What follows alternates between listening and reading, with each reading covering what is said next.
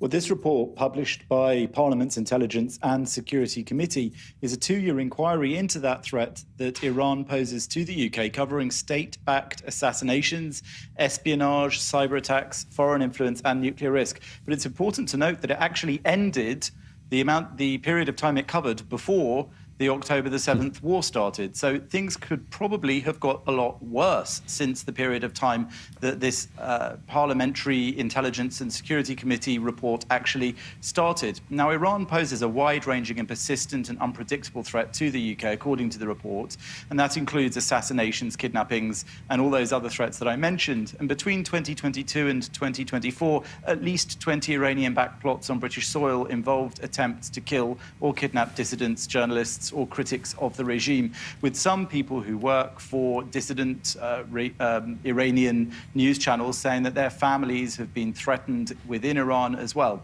And MI5 and counter-terror officials have said that these plots now represent the greatest level of threat Iran poses to Britain, comparable even to the threat from Russia.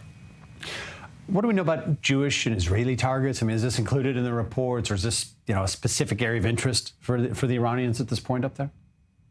Indeed, one of the main areas that the Iranian-influenced terrorist threat groups pose in the UK is to Jewish and Israeli groups. So other than those Iranian journalists, they're also very keen to target those people within the UK. And so those threats are not just towards Iranians or dissidents within the UK or those working in the media, perhaps, for example, for the BBC Persian staff who are also at threat, but also to Jewish people. And that's also, of course, a growing area of concern for the Jewish community and for the wider British public, because obviously terror threats aimed at any people on British soil are of great concern. And this report only makes it clearer that there is a growing and very serious threat coming from the Islamic Republic regime in Iran.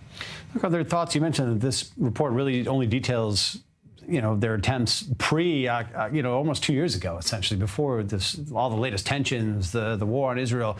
Are there thoughts that this is a type of watershed report for Iran's activities across the continent?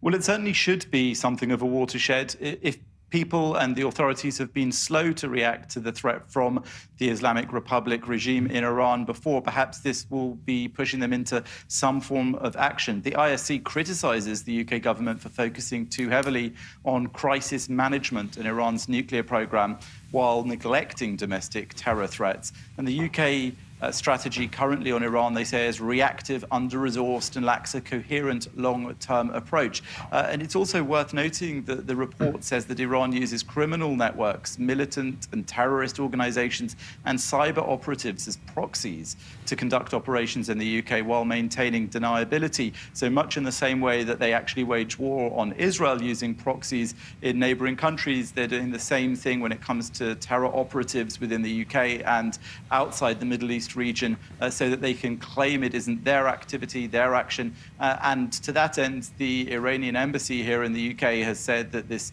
report is outrageous, that it's incorrect, etc., and so on. So it remains to be seen whether this will be a watershed moment for the authorities and the government here to actually get tough and start to deal with this problem in a more serious way. Well, I found the report really jaw-dropping. I couldn't help but quote so much of it here. It's important to wave before our viewers here on the program around the world to get attention on such an in-depth and really damning report. Jonathan Sacerdoti, thanks for being with us. Thanks.